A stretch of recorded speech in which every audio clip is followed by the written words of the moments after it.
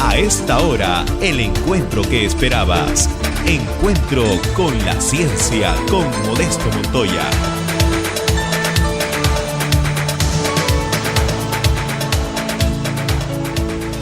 Bonjour tout le monde, c'est toujours un grand plaisir de revenir,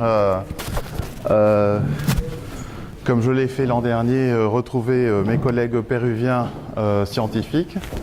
Donc merci Modesto pour l'invitation. Cela fait 33 ans que je ne mettais pas les pieds à ce bâtiment de la rue d'Ulm. Cela me rappelle de très bons souvenirs, mais 33 ans, ça commence à compter. Donc voilà. Ce dont je vais parler aujourd'hui, c'est d'une activité que je viens d'engager il y a à peu près un an à Doha, au Qatar, où j'ai donc entrepris de fonder une entreprise dans le domaine de la médecine de précision.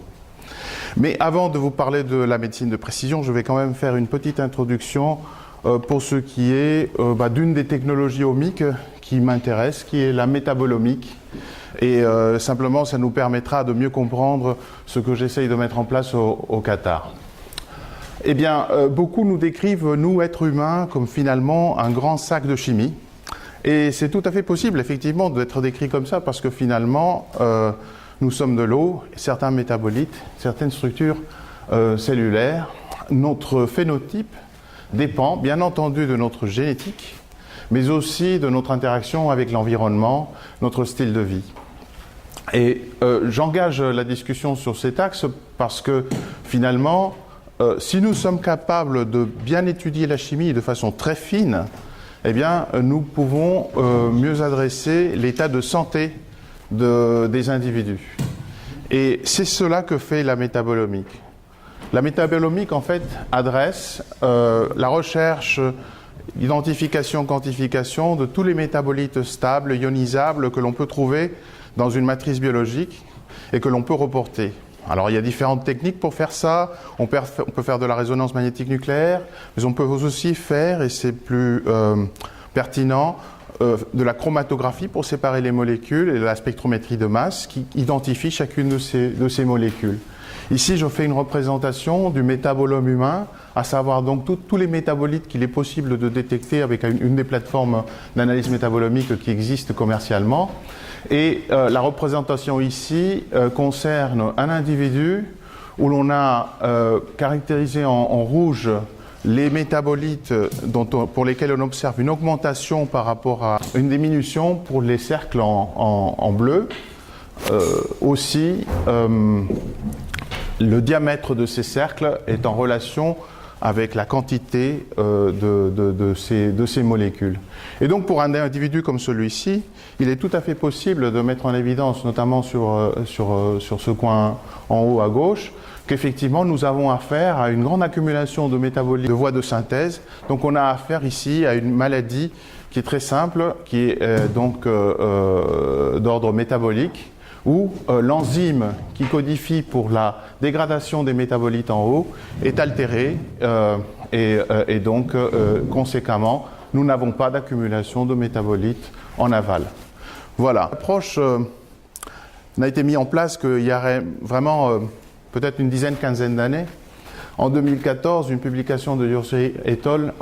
A cherché à mieux comprendre si finalement ce type de profilage chimique permettait, par ailleurs, d'identifier les individus, on va dire, de façon singulière.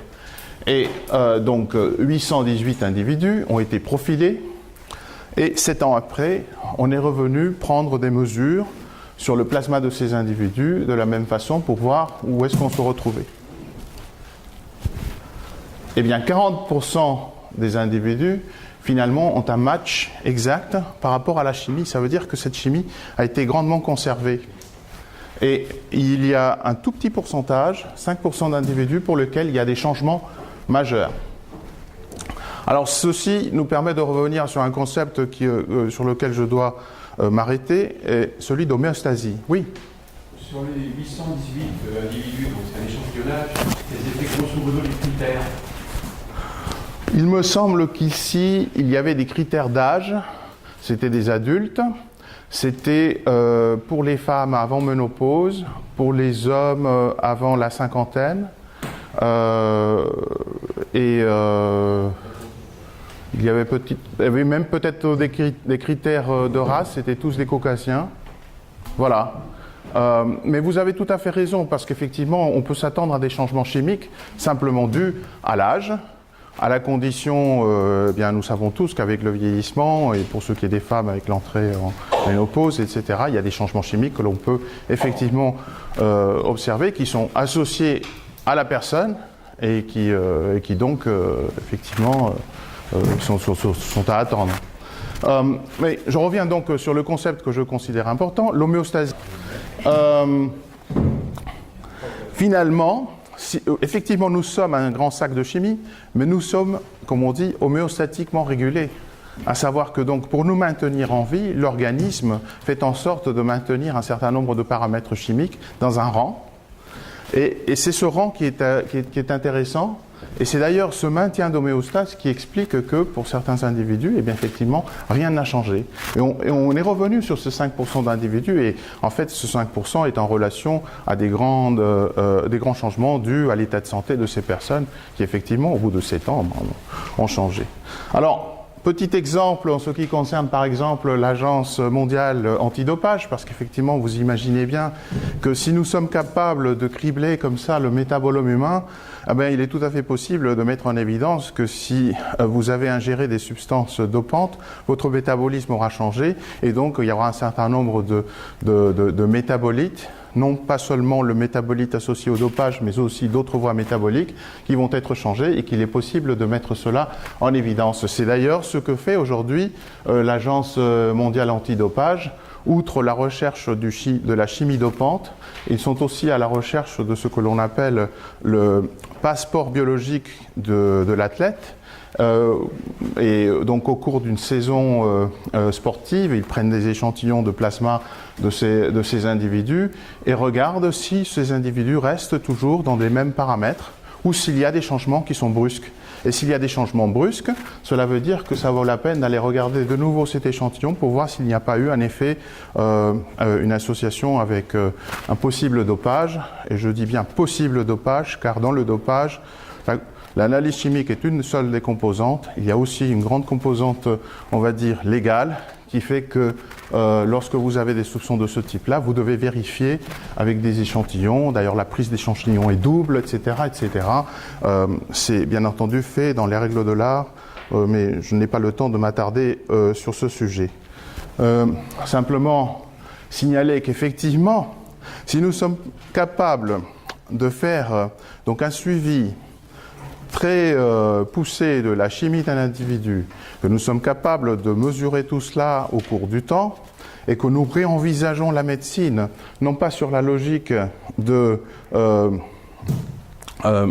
recevoir un patient lorsqu'il est malade, mais plutôt de le suivre au cours du temps pour voir s'il y a des changements qui sont peut-être indicateurs qu'il va y avoir un changement important possible dans son état de santé, eh bien on peut imaginer qu'effectivement pour certains nombres de métabolites marqueurs d'effets santé, eh bien, il serait possible de faire des manips de ce type-là, avoir des visites initiales, définir un rang de temps dans lequel on réalise ces visites, et à un moment donné, si en effet et nous observons des changements brusques dans l'homéostasie comme ceci, eh bien, effectivement, nous avons peut-être affaire à un risque et une alerte qu'il faut traiter. Donc voilà pour l'introduction. Moi, je voulais simplement bien signaler que ces sciences omiques, et notamment la métabolomique, permettent de faire un suivi individuel personnalisé et très poussé au niveau de la chimie pour comprendre s'il y a des changements d'homéostase chez les individus. Et c'est donc sur cette base que nous avons construit cette société Valdia Health au Qatar, parce que finalement, c'est ce que d'autres font aussi, pour changer la façon dont on pratiquera la médecine d'ici 10-15 ans. Et la raison d'être est la suivante. Vous savez tous que si vous allez chez le médecin, vous vous sentez mal, le médecin va commander un certain nombre d'analyses, un certain nombre restreint de métabolites qui vont être regardés, par exemple le cholestérol, et donc vous avez du cholestérol élevé, et il a une panoplie de chimie qui permet comme les statines, de diminuer votre taux de cholestérol. Mais cette approche médicale est une approche réactive vis-à-vis d'un état de santé qui existe, et d'autre part est une approche qui a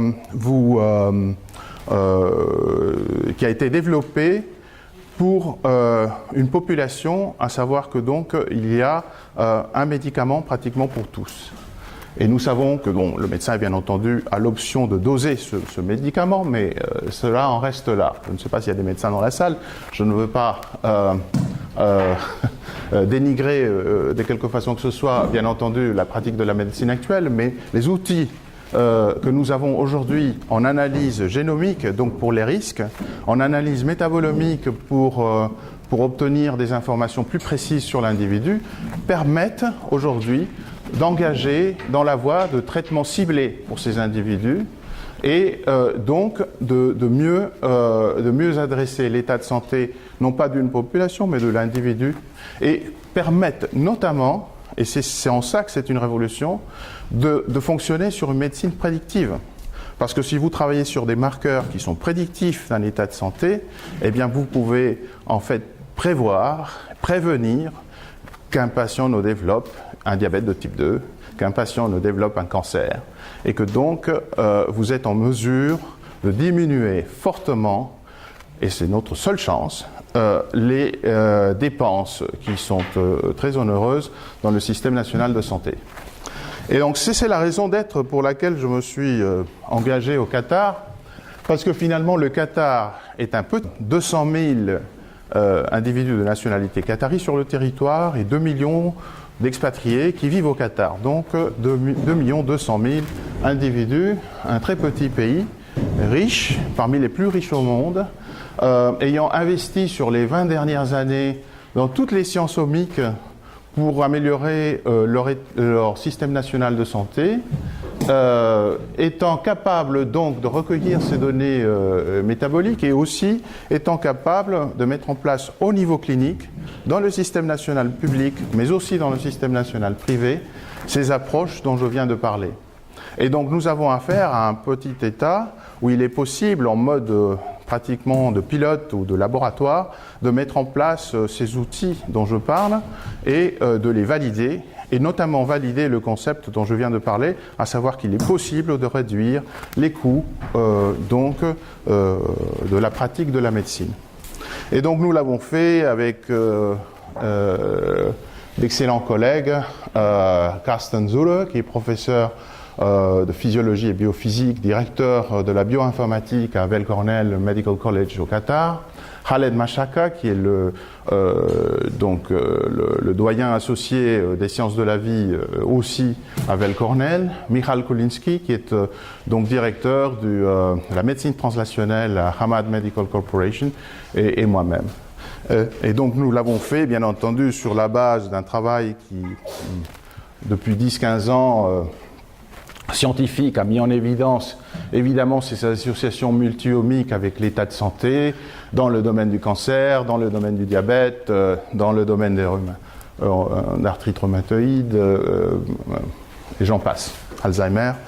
Et ce sur quoi je vais m'attarder juste un tout petit peu, c'est que finalement, effectivement, pour mettre en place une entreprise, il faut qu'il y ait un environnement. Cet environnement est là, non pas seulement du point de vue financier et économique dont je viens de parler, et même du point de vue des enjeux, mais aussi parce qu'effectivement, nous avons des hôpitaux locaux, nous avons des partenaires locaux et un système national de santé avec des régulations qui permettent d'engager ce genre d'approche. Et la façon dont on a décidé d'engager le travail chez Valdia Health est en fait double. D'abord, apporter au Qatar des solutions qui sont déjà disponibles clés en main parce qu'elles ont été testées dans d'autres pays, notamment en Europe, et donc établir des collaborations avec des sociétés telles que Farm Genetics, Patia, Diabetes, Health in Code ou Luxia Scientific, pour que ces solutions qui aujourd'hui sont basées sur l'ADN permettent d'engager le système national de santé et aussi, par exemple, nous avons un client qui est une société d'assurance locale qui investit aussi dans ce domaine-là.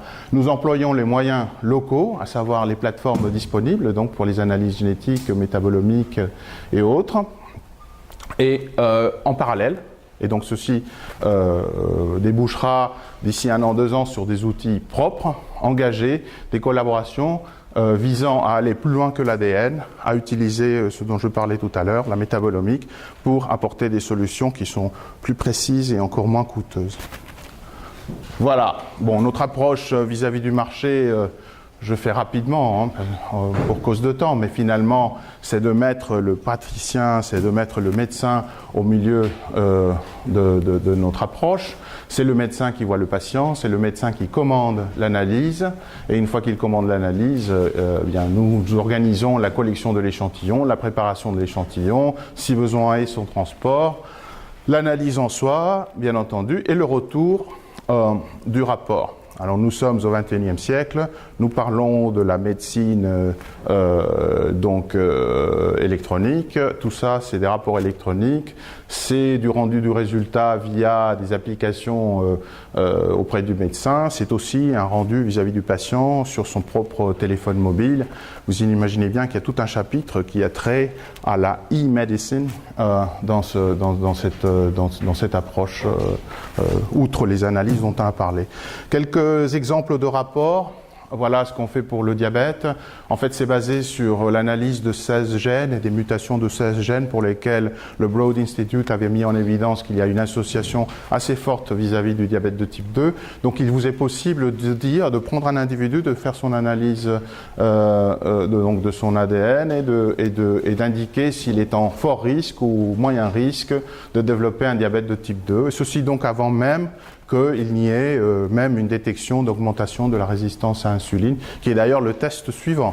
Parce que si vous avez donc l'identification d'un risque génétique, vous en restez à la génétique, vous ne savez pas si le risque va être développé ou non. Et donc vous devez faire de la chimie derrière. Et le test suivant, c'est un test de résistance à l'insuline. Là, nous engageons donc l'analyse métabolomique. Donc voilà pour celui-ci.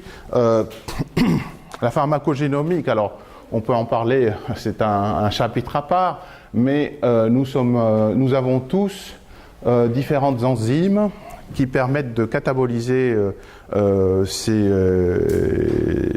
composés que produit l'industrie pharmaceutique pour nous traiter, mais nous ne sommes pas toujours capables de les métaboliser à la même vitesse. Nous avons des métabolisateurs rapides, des métabolisateurs lents, et ceci peut avoir une grande influence sur l'état de santé si nous ne dosons pas bien cette chimie. Et donc aujourd'hui, il existe des tests qui permettent de faire un criblage de votre génome, de vous caractériser d'un point de vue pharmacogénétique, et donc de donner aux médecins des informations qui sont très utiles pour qu'ils puissent doser les molécules avec lesquelles il va vous traiter. C'est très important en cardiovasculaire, par exemple, ou en cancer aussi.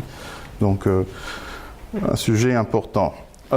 Le risque de maladies cardiovasculaires d'origine génétique est aussi quelque chose d'important. On a tous entendu parler de ces morts soudaines de sportifs. Eh bien, c'est le genre de choses que l'on peut arriver à prédire avec aussi une approche génétique. De plus en plus, le traitement du cancer aussi permet d'approcher les traitements les plus pertinents en faisant des études avant même d'employer la chimie sur le patient, en faisant donc des modèles, que ce soit sur des modèles murins, que ce soit sur des modèles cellulaires, pour mieux valider quel serait le traitement cancer qu'il est pertinent d'utiliser. Donc c'est quelque chose que fait Weill Cornell Medicine à New York. Et c'est quelque chose aussi qu'on emmène au Qatar. Voici l'exemple d'un rapport où l'on met en évidence bien les altérations génomiques de l'individu, pour lequel on fait une séquence du génome, en l'occurrence de l'exome de cet individu, et pour lequel on peut donc proposer quelle est la meilleure chimie pour aborder le traitement de son cancer.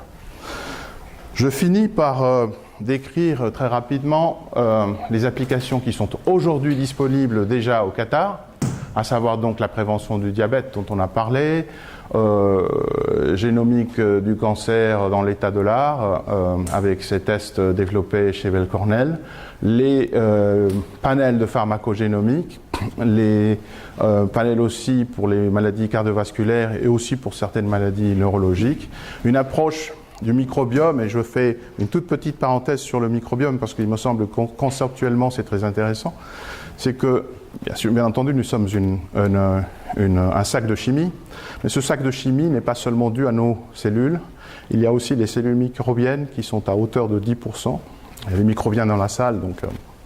les microbiologistes, pardon, dans la salle, donc des microbes aussi tout plein, mais des microbiologistes dans la salle. C'est important parce que finalement, ces micro-organismes ont coévolué avec nous depuis des dizaines de milliers d'années. Et effectivement, donc ils sont très importants pour la vie. Ils codent même pour certaines vitamines que l'on ne pourrait pas faire si on n'avait pas de micro-organismes. Et donc le microbiome a un effet sur la santé, c'est indéniable. Il y a de plus en plus de publications là-dessus, et donc c'est un sujet aussi très intéressant. Ma dernière diapo au sujet de ce qu'on fera pour le futur. Nous sommes à Doha, au Qatar, donc bien entendu la santé du sport est un sujet important. Et voilà pour mes coordonnées. J'ai donc un téléphone au Qatar, un téléphone en Europe. Et enchanté de discuter avec vous plus tard si vous le souhaitez. Merci.